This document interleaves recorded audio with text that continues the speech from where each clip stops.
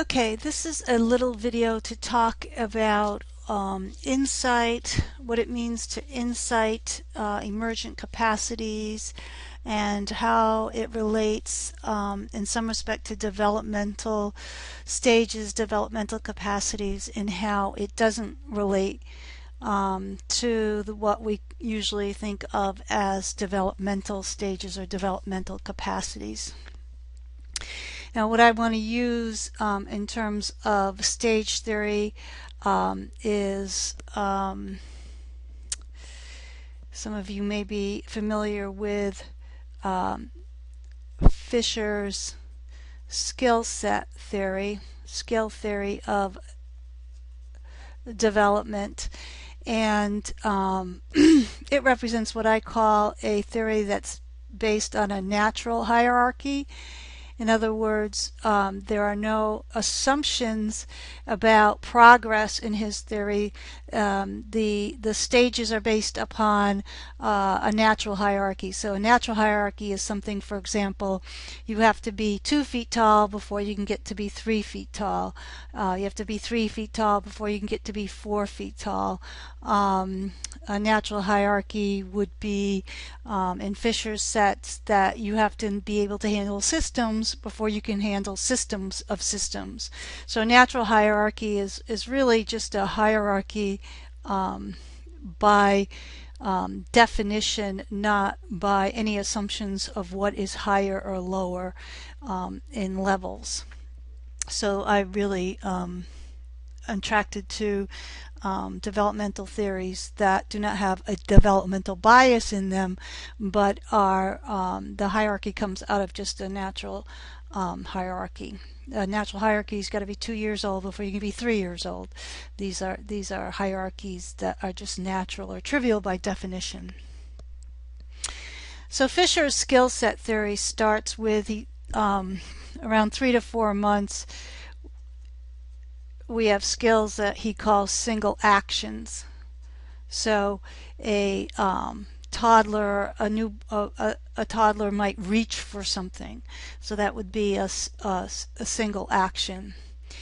And we could just make a dot there. And then around 7 to 8 months, Fisher calls simple mapping. So you might take this action and you map it to you map it to your pet rabbit or something. So you have simple mappings around 7 to 8 months. And then so you reach for another pet and you have a different type of toy, let's say, and you map on that. The next stage he calls systems. So you have simple systems, and they emerge around 11 to 13 months. So you might then take this and have a system that in your mind is a system of toys. So then you can reach, if this action is reach, you can reach for toys. They're no longer, the action is no longer mapped onto a simple thing, but onto a system.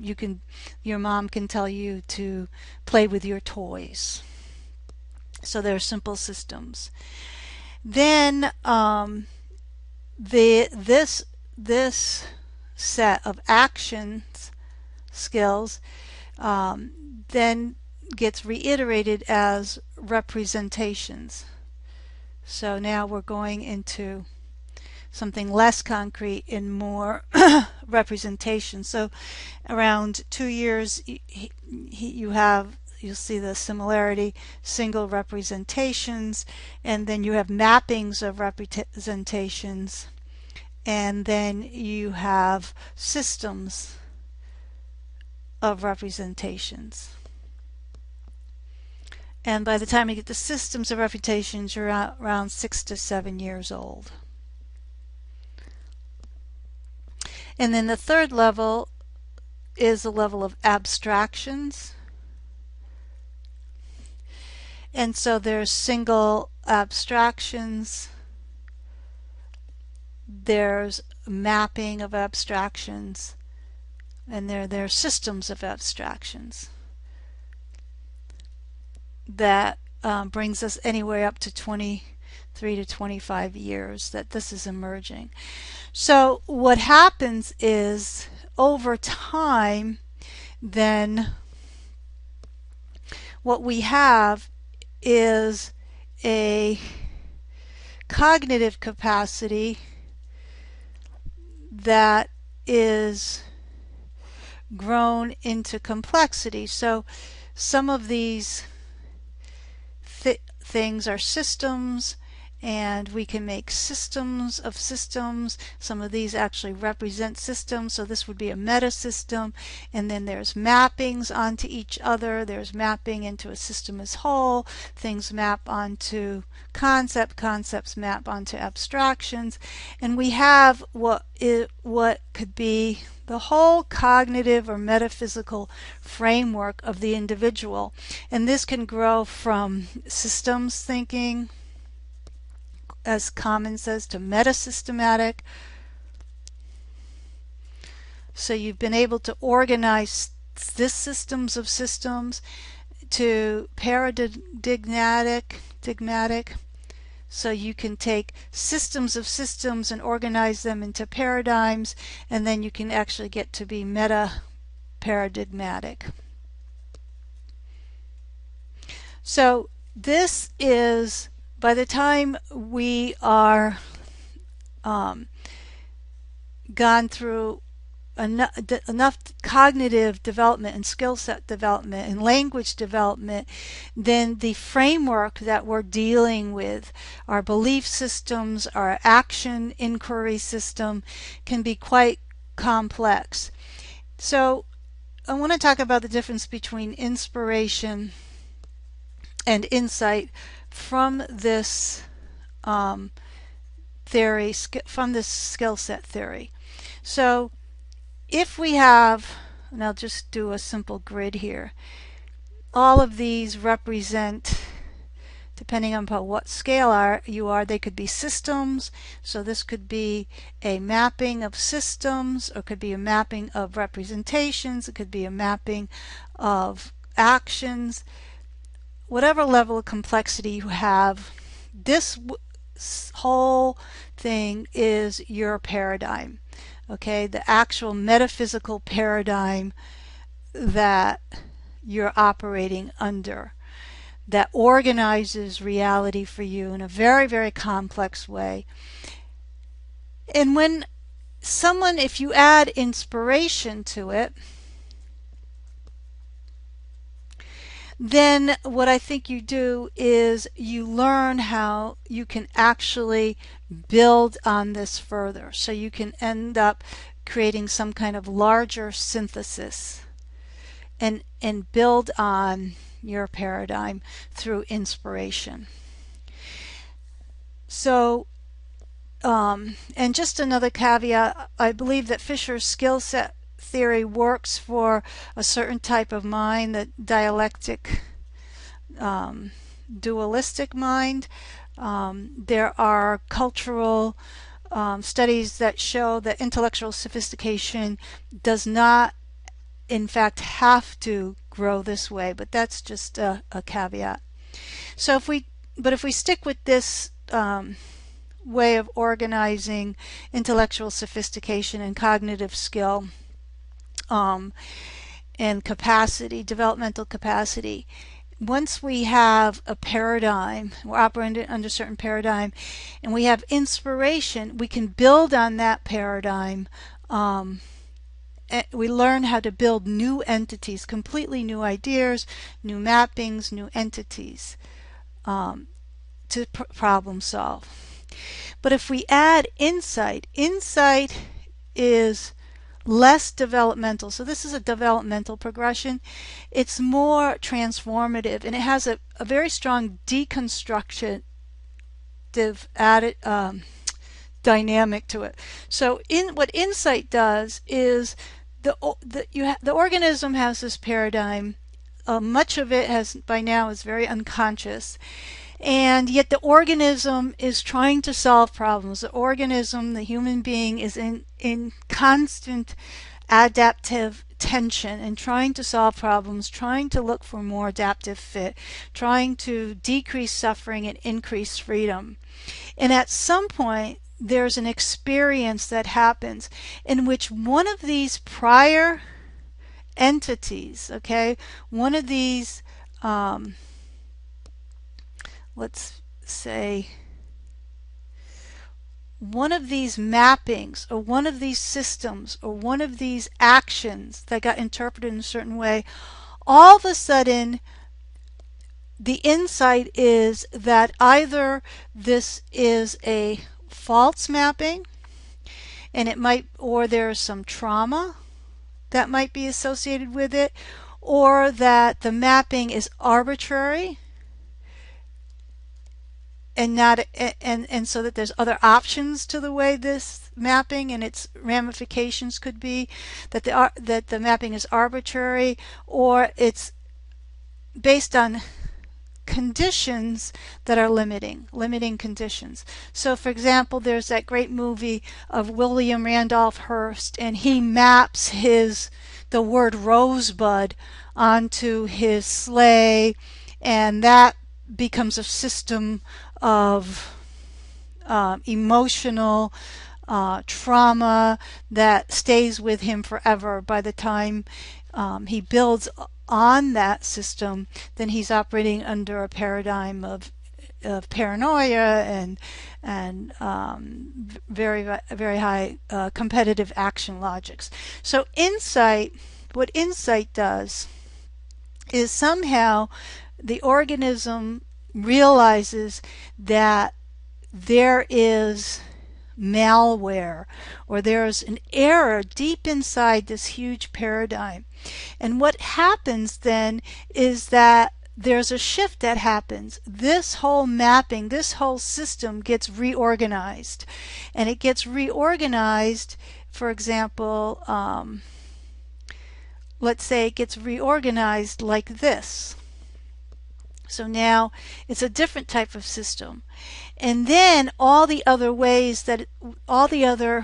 ideas, abstractions, assumptions that have been built up on this have to then fall into place in different ways, because they were all these other mappings were correct or efficient mappings, but now that something in here has been reorganized, then the entire system gets reorganized, and all these kinds of insights, the new insights cascade, and new systems of systems cascade out of this, the deconstruction of this part of this whole architecture of reality. So that's what an insight is. An insight works at this level. And I did have a conversation with Zach Stein, who is one of Fisher's students and is working in developmental theory here, and he did say that insight is not part of this dynamic. It's when you have an insight into something that was previously laid down gets shifted and reconstructed so that the architecture then shifts along with it.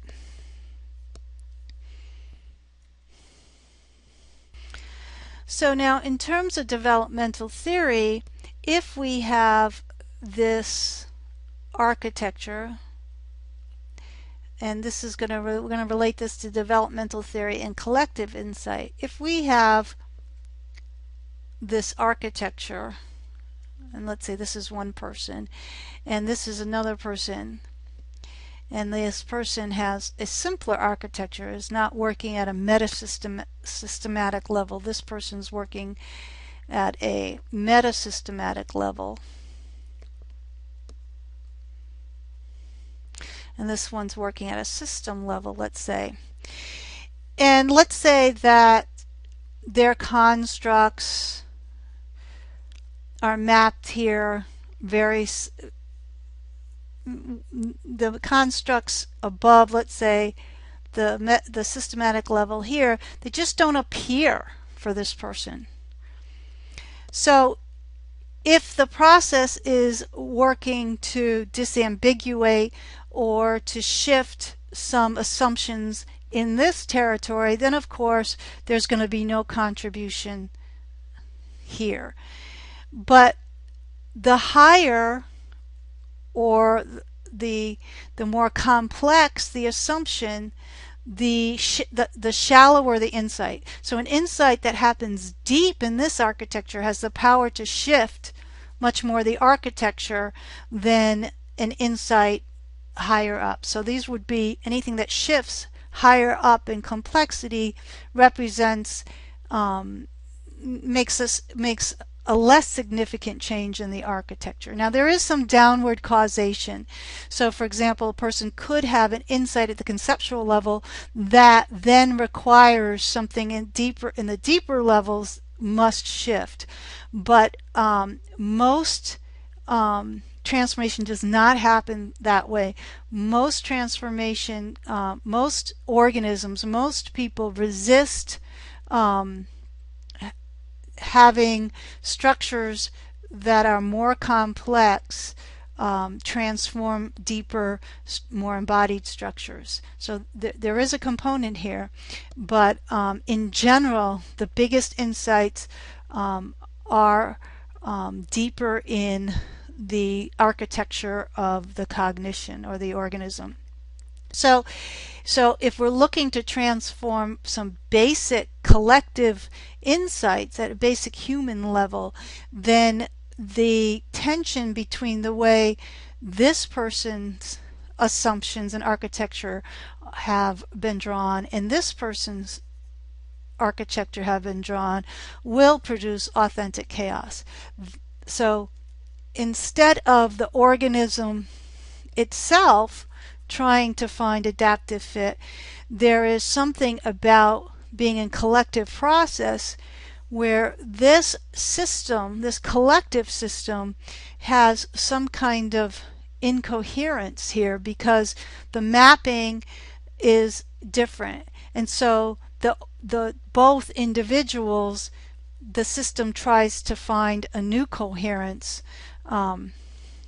at a very deep level, and when that happens, then the architecture of both individuals have to shift. So this is in a sense developmentally depending upon if you're working for we're looking for insights at higher and higher capacities. But on the other hand, let's say the individual that has many more layers of architecture and meaning that are built on an inherent instability at a lower level. So this person is working at a higher conceptual level, but if the instability or the error, the confusion is in this low level, then in some cases, this person has more complex resources to avoid this transformation because he's created layers and layers and layers of strategies to try to make this fit, and sometimes can actually be further away from being able to incite this transformation than someone who in this case is in a sense closer to the actual problem and perhaps has been sticking with this confusion energetically in a way that this person has not. Now, again, to reiterate, the advantage, though, the higher developed person has is there is a chance to work downward causation to discover that the confusion in the conceptual, the metasystemic level is actually arisen from a deeper confusion, whereas this person cannot start at that level and work backwards because those that architecture simply does not arise for that person. But in terms of collective processing, at this deeper level, they're both on equal basis. And then the only other thing that I'd like to potentially ask people to consider is the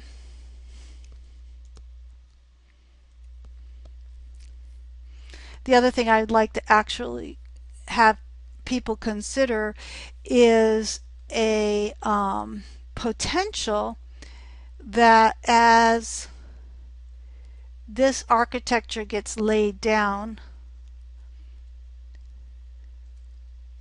and the organism, and let's say that we have a kind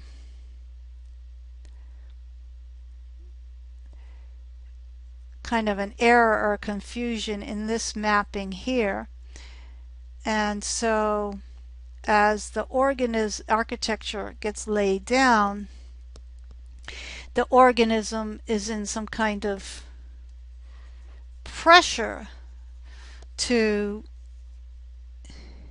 find the solution to this